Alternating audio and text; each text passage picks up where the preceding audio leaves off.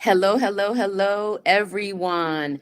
Good Friday, March 4th, 2022, and welcome to the group chat Radical Change with Vonda Page. I am your host, Vonda Page, and welcome. And today I am excited and honored to welcome Dr. Dixon with us today. Dr. Estante Dixon is a longtime advocate for social justice in healthcare and education and has an amazing background, um, specifically being part of the Georgetown University he's a doctor of medicine there. And so I am just excited to welcome Dr. Dixon, and we're going to just have some conversations today about, healthcare and what Black people need to be, thinking about and paying attention to. So, welcome.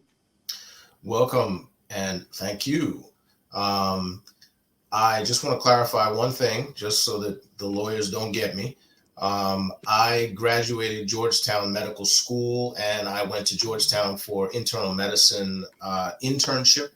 I do teach at Georgetown, lecture at Georgetown, but I currently don't work at Georgetown. So just in case legal comes for us, I just want to clarify that. Thank you. Appreciate that. That's right on. So tell us a little bit about, the your area specifically, right? I know you're very active in public health, and especially in that Baltimore DC area. You get to see a lot in terms of, on the ground, the experience of, Black people, especially in our nation's capital. Talk a little bit about what you're seeing in terms of health right now. So, firstly, just credentials out there so people can understand who I am, where I am, and what I may be seeing from what vantage. I am a board certified neuroradiologist and interventional radiologist. I went to school, as stated before, Cornell undergrad, Georgetown Med School, Georgetown internship, Stony Brook Winthrop residency, and Stanford University fellowship in neuroradiology. I was an attending in New York at Stony Brook Winthrop from 2007 until 2013. I was chairman of radiology at White Oak Medical Center, Adventist Healthcare from 2015 until just recently, November of 2021. I am also president and co-founder of Ascension Medical Educators, which is a professional academic medical educational firm with attention to underrepresented minorities in medicine. So that being said, I have two angles on healthcare and medicine as pertains to Black people here in the United States. One is from a medical educational standpoint. In other words, how do we increase the number of Black physicians? How do we increase the number of Black students interested in medicine in an effort to increase the number of Black practitioners out there for you and I to see? The second would be, what are some of the social determinants of health that are in play societally here that disproportionately impact Black people, our lives, and our health, because they are one and the same, essentially. So that fundamental groundwork allows us to now engage in the question you asked. I am seeing what does not come as a surprise to many Black people, which is a consistent inequity, discord in the service that is provided to our community versus majority communities, and a discord in the way we live our respective lives in our respective circles. So let's start with service provision. The United States medical system is purely economic based. And I know that comes as a surprise to many people because we think of the old movies of, in my day when I was a kid, my mom used to watch this show Trapper John MD, and all these old time shows of, the good doctor, treating people for the good of it. And we grew up thinking that the physician was there doing it out of the goodness of his or hers heart. What we have now realized in the past couple decades is that even during those good old times when doctors were, marketed to the United States as people who were doing things for the good of service and humanity, it was always economically based. The only difference now is that everything now has been so corporatized that it is hard for companies to pretend like the dollar is not the bottom line. And, you've probably heard people make this phrase, when America has the cold, Black America has the flu. Well, it's the same in medicine. When America is being fleeced by economic priority driven healthcare, Black America is being skinned alive. And that is because we as a people in general don't have the economic base to be able to hold systems accountable and to be seen by systems as being a group that can be profitable to them. Does that make sense? It does. It does. So It does. So when a lot of times when people have these conversations, it's purely based on, well, America doesn't like Black people. And so it turns into a conversation about, well, they don't like us. They don't like us. They don't like us. There are components of that, of course, but we need to change the way we view our discord in this country. Yeah. Money runs everything, right? Those who are my generation know cream. Cash rules everything around me. And if you don't have cash, if you don't have group wealth, or if you can't prove to entities that you are worth something, they will completely take advantage of you. No different than entities take advantage of poor white people. Yep. Right? It is not always about race. It's about what is your economic power. We can go into myriads of poor white communities across this country, and you will see that they are being fleeced no different. Poor education, poor healthcare, poor environmental safety, lack of regulation. And I think of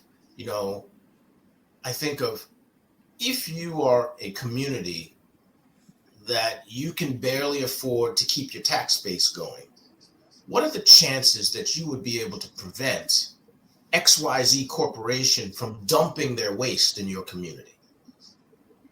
Think of it from that perspective. And so don't think of it as they want to dump their waste in the Black community. They just want to dump their waste in a community that they will get the least amount of pushback, right? And we, in general, and I say that because there'll be somebody that said, well, that's not true.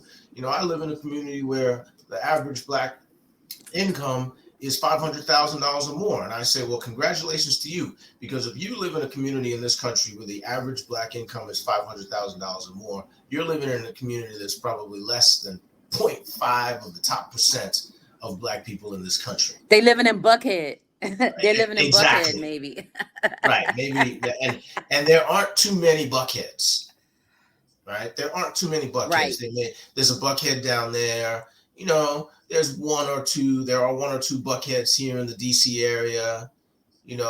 I know in on your West Coast side, I've heard of people talking of a couple different buckheads, right? But uh, compare that to the average, existence of Black people in that country. That's Wakanda, right? That is not every day. So I think that being the base, we then change our vantage from race, race, race, although that's always a part of it, don't get me wrong, but change your vantage from race, race, race to ask yourself, what is your value in society economically? And as you begin to answer that question for yourself, you'll begin to understand why we have such high rates of obesity, high rates of chronic disease like hypertension, diabetes, hypercholesterolemia, high rates of stroke, cardiovascular disease. Why? Because using the framework we just described, we can follow those tributaries out and we can understand why people of low socioeconomic value will then what? Have less healthy food in their supermarket. They will have less healthy choices of restaurants to eat in. They will have healthcare systems that are not as complete. They will have more disjointed healthcare systems. Whereas in systems, or rather in neighborhoods or communities where people have wealth to give or wealth to take, however you want to phrase it, those neighborhoods will have primary care, they will have subspecialty care, they will have emergency care, they will have urgent care, they will have intermediate care, they will have long-term care. And they will all flow in and out of each other, where a person who gets into the system at any one of those entrances can just seamlessly flow in and out from one to the other. Then think about where we exist and think about what are the connections. Oftentimes, there may be an urgent care, but no ER, right? Or there may be a clinic, but when you're finished with the clinic and you've got to go to the next stage, there may be a 6 or 8 week wait between the clinic and the hospital because there is no connection directly between that clinic and the hospital.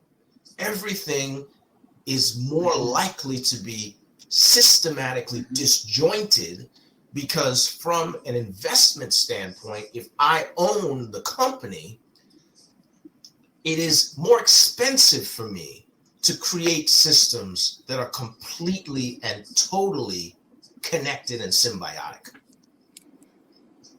So as a result, we often exist in these systems that, your mother, your father, your sister, your brother, they go into the urgent care to get something done. If it's above the level of ability for the urgent care, you may be screwed. Right? And now it's up to you to now figure out how you're going to go to the next level. And so what do we inevitably use as our next level? The emergency room. And you go to the emergency room to deal with issues in the emergency room can be extremely expensive. Right? And so then that brings us back to what percentage of Americans can afford healthcare? Right. Healthcare is not necessarily a right here. It is a product that you must be able to afford. And that cost is either met through paying out of pocket. So literally no different than you'd buy a pack of chewing gum, you can buy healthcare. Or the second way is through your employer. So So many of us would say, okay, well, hey, I got a job, and so I'll just get health care through my employer. Well, that still doesn't mean it's free. But if you look at Black people in general, if we talk about lower rates of employment amongst Black Americans, then what does that automatically equate to? That means lower rate of employment means lower rates of access to health care. So not only are you unemployed or intermittently employed, but now you've been excluded from the healthcare system. And then the healthcare system will say, well, don't worry, ma'am. You can always just pay us out of pocket. But how are you going to pay out of pocket when you don't have a job? So it's like this feedback loop that is just consistently hitting us in the back of the head. And by us, I'm saying people of challenged means. So I'll stop there because I could continue, but I want to give you an opportunity to come in if you have any questions or concerns about what I've said.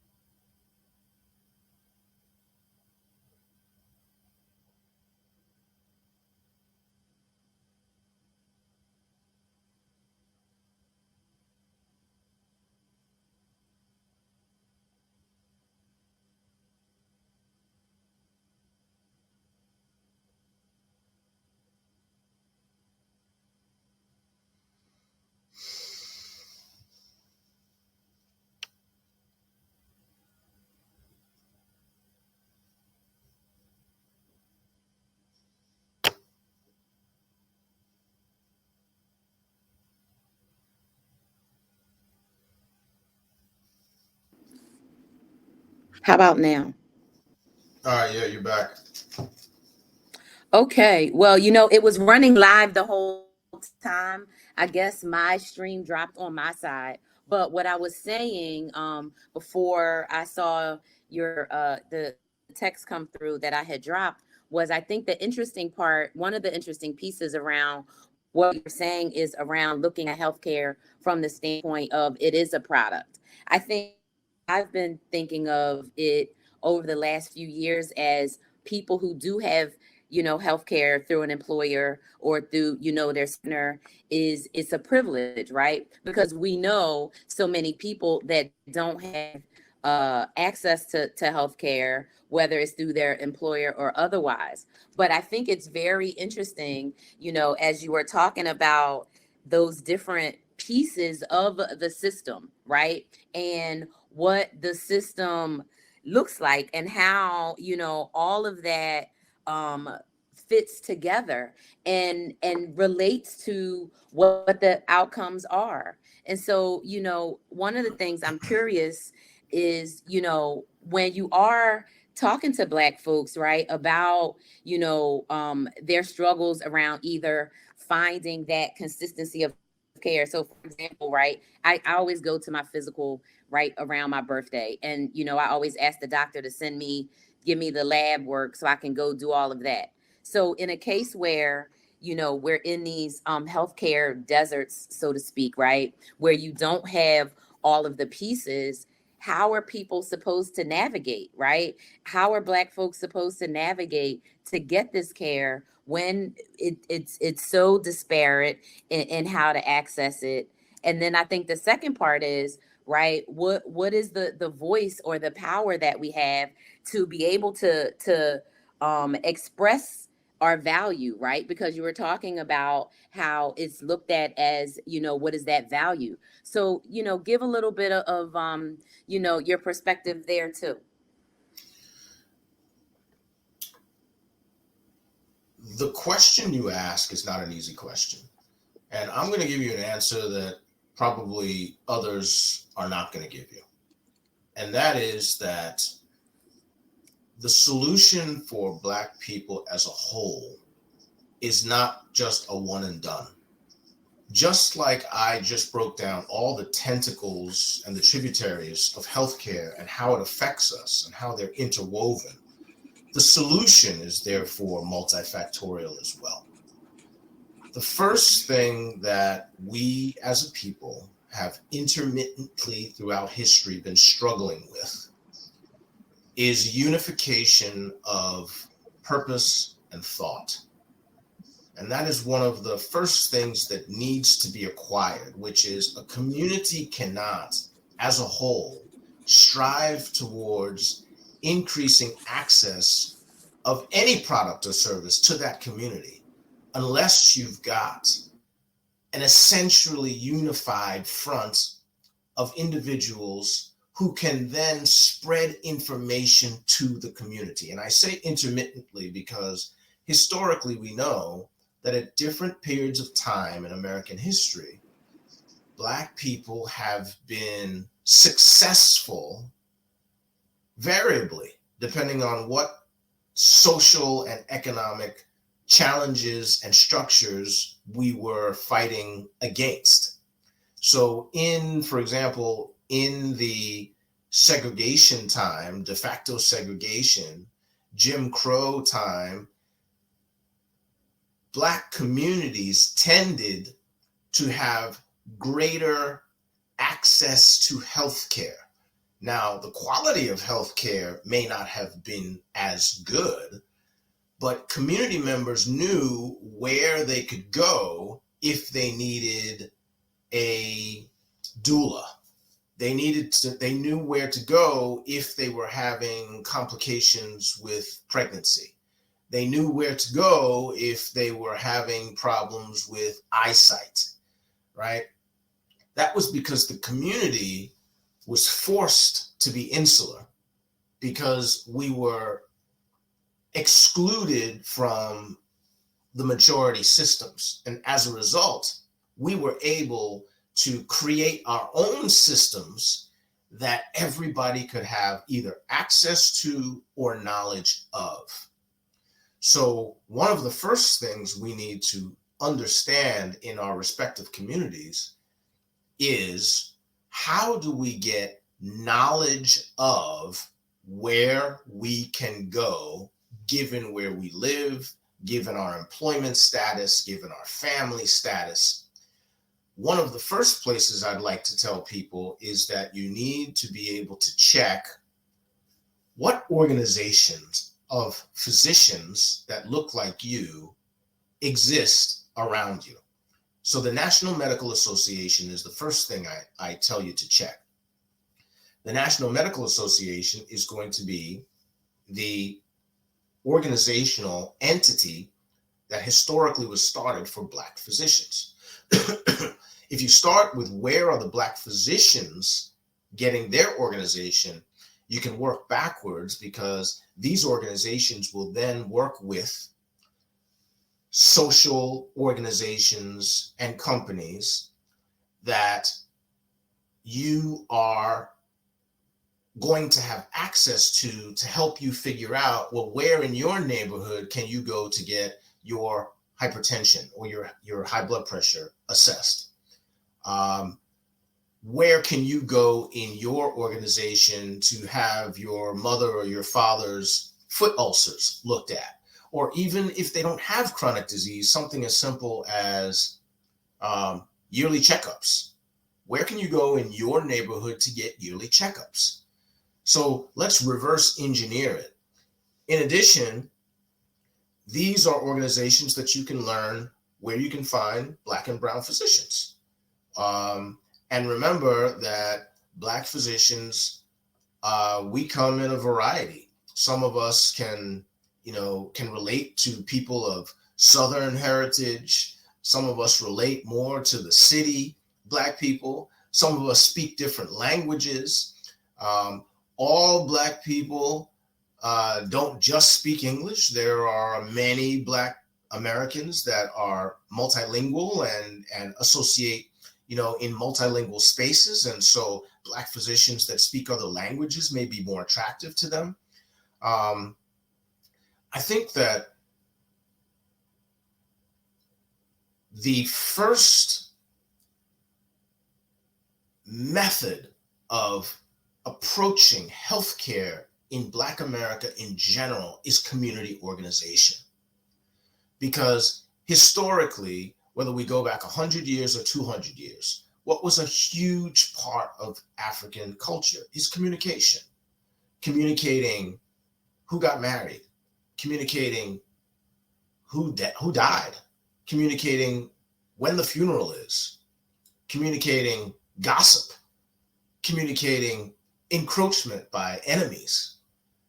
Our community has always been an oral tradition-based culture, and that hasn't changed much in 200 years. The only difference is, instead of us standing on a soapbox in the middle of the square and yelling this, or using some other means of communicating in the community, now we actually just text each other, or we get on Instagram or other social media outlets. But it's the same thing. Communication is key in the Black communication. All right. So communication is key in Black cultures. So I'm hoping that is a good substantive answer as to how you, in your respective home, can start looking for ways to get health care. The other thing is, this is a country where, yeah, people who are poor are at a disadvantage for access compared to people who have more means. Yes, there are a lot of bad things about the system of the United States. There is, gender discrimination, racial discrimination. We know this, but this is also a culture and a country that has a lot of option, a lot of ways to get around the system and to make a way for yourself. But like anything else in the United States, nobody's going to ring your doorbell and say, hey, I found this charity organization down the street that they're actually doing blood pressure checks once a month, after church service at AME, AME on 5th and 54th and XYZ Street. It doesn't work like that. Like anything else in life, you have to reach out. Do your research, no differently than we do on Friday night, researching all your Uber Eats coupons. And, I do it. I compare coupons and try to find the stars of the restaurants and make sure that my experience is not going to be horrible and my money is not going to be wasted. We need to apply that same energy to looking for avenues that we can use to support our health, the health of ourselves and the health of our families. Are you able to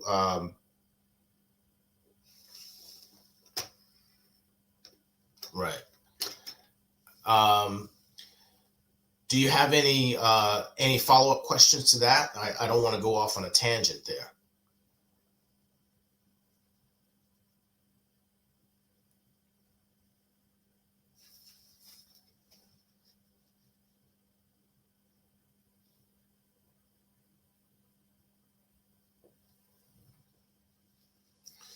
COVID issues. So COVID is quieting down, and I say that in quotes because COVID will likely be with us for a long, long time, if not forever, in different forms and mutations. But COVID in the United States is also a multifactorial issue. It is an issue of science, of viruses and viral infection of communities. But as we all know, it's also an issue of politics that seemed to, for much of the pandemic, been actually running all of the drama going on with COVID. But at the same time, we are seeing lower hospitalization rates. We are seeing decreased death rates. We're seeing increased vaccination rates amongst all communities, all races, increased vaccination rates. Now, are we still seeing a large percentage of Black Americans saying that they don't want to get vaccinated because either they don't trust the vaccine, because they don't like to take medication, they don't like things in their body? Are we seeing increased, still a significant number of Black people are saying, the COVID vaccine is a way for the government to place a microchip in you and track you around? Yeah, I'm still hearing those stories. But I think that COVID for all comers is becoming less and less of a daily challenge and more of kind of like a family member who's kind of living in the basement. And every now and then that family member is going to pop upstairs and eat some of your Teddy Grahams. But for the most part, COVID now is probably becoming less of a daily risk to you if you take the proper precautions, you're vaccinated, and you should probably not be worrying so much about COVID now compared to 6 months or definitely a year ago.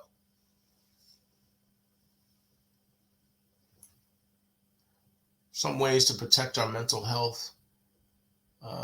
Right. Okay. So this is another aspect of lecturing and programming that I'm engaged in heavily with Ascension Medical Educators, and in particular, we have a lot of programs, a lot of our lectures are addressing individuals and dealing with their mental health. COVID has stressed Black people to the max. We are a resilient people. You listening, watching, me, all of us that are on this platform right now, we are resilient people. We come from people who were made of a different stock that were able to survive unimaginable horrors. We have developed a lot of protective mechanisms throughout the centuries in order for us to survive in this country. But I will say that lockdown, that year and a half of disassociation of services to everybody really affected the well-being and the mental sanity of Black people. And that is because the pandemic did what? It affected our incomes. We lost jobs. We lost opportunity to make money. We lost interaction with people who could guide us to opportunities, as happens to everybody every day, which is your interaction with people leads to, hey, Asante, you do stonework, or you do this. I heard about there's this company that they're hiring stone makers or stone workers or this and that and the other. When you lock people down and they're not having those personal interactions, we lost a lot of leads on how to acquire, career, how to acquire employment, how to acquire capital. The fear mongering that was going on in the media affected all Americans, regardless of race. But again, that fear mongering, in addition to some of the subtle and not so subtle racial division that we were seeing during the height of the COVID, again, played on that kind of inequity and feeling of discordant value that a lot of people have on a daily basis, but it was amplified during COVID. Anxiety is a huge portion of what really tipped over a lot of Black people in COVID. The loss of friends, the loss of family members, the loss of colleagues, dying either at home or dying in hospitals, the isolation from society. Remember, we talked before, we are a social people. We communicate. What happens when you're locked in your apartment or your house for 18 months? There are many of us who literally have anxiety to this day, where we still can't even go outside because we're scared to go outside. We've locked ourselves into, this protective cocoon that was, our homes, right? So yes, relationships took a huge hit during COVID for everybody. But again, because of our very unique family and relationship structure in the Black community, a lot of relationships were stressed to the max, right? We are a people that, for example, when your mother or your father gets sick, it's unlikely that you're going to put them in a nursing home. It's more likely culturally that you're going to make a room in the living room or make a room in the basement, and you're going to put a bed in there, and your mother and father will live with you. We carry multiple loads in our culture. And so what happens when the money dries up, the jobs dry up, you're locked in your house or your apartment for 18 months, your anxiety is high, and now you're still tasked with taking care of your family member who relies on you to eat, relies on you to keep the roof over the head. Now, pressure is real, right? And so these are all some of the components that have played a role in really increasing mental illness. And I don't mean mental illness necessarily from a clinically mental disease, but mental illness, meaning you can't sleep. Your sleeping patterns are off. You've got anxiety leaving your home. You have a short temper. You can't have conversations with people anymore because you're stressed to the max, where somebody even look at you wrong. Now you're ready to either verbally or physically fight because of this 18 months of lockdown and fear of COVID. You're essentially like a war victim. You have witnessed war. And so therefore you are manifesting some of the behavior that people who have witnessed war zones have manifested and continue to manifest. Right? It's pure trauma. And I will say that I am seeing more Black people now in the hospital breaking down, saying, "Doc, I can't take it anymore. I can't handle it." That is not something that in my life I have seen much amongst Black people. Black people come in, they're sick as a dog, or they're not sick, their lip is up, their chest is out, and they're like, listen, let's do whatever needs to be done. Now I'm seeing more black people coming in saying, Doc, I don't know if I can make it. I can't do it anymore. I just don't have it in me. This has really exposed us. Our wiring is showing. And lastly, I say, I'm reading statistics now that the rate of suicide amongst young black, young black men is spiraling upward. Why might that be? All right, people may have their theories, but I believe that it has a lot to do with what pushed us over COVID infection, what pushed us over with the George Floyd effect, what pushed us over with being locked in your house and watching that man have that officer kneel on his neck for that minute and 38 or so seconds. And our attention was captured by that because what? We had nothing else to do but watch it. Have we watched black men be killed by the police before? Yes, but it was kind of in between work, in between family, in between life. That imagery there was really, really, really absorbed by every American, actually everybody in the world, and black people in particular. We pretend like these things don't bother us, but I'm here to tell you that these things erode our souls. They erode our souls. But we're just very good at turning pain into laughter or pain into success, because historically, that's what we are genetically coded to do since about the late 1400s. Anything else?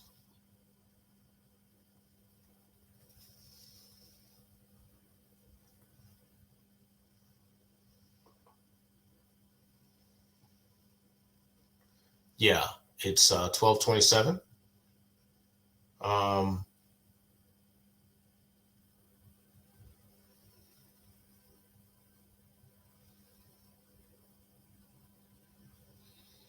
yeah, well, you got that Boost Mobile. That's what you get.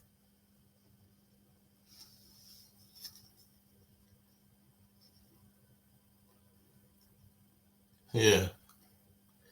So I guess you're gonna have to text me and let me know, how is this gonna work? Because it's kind of like it didn't. I don't know how. Are you gonna edit this and put out the video, or like what are you doing? You can text me. You'll edit it and then. All right. All right. We'll talk later then.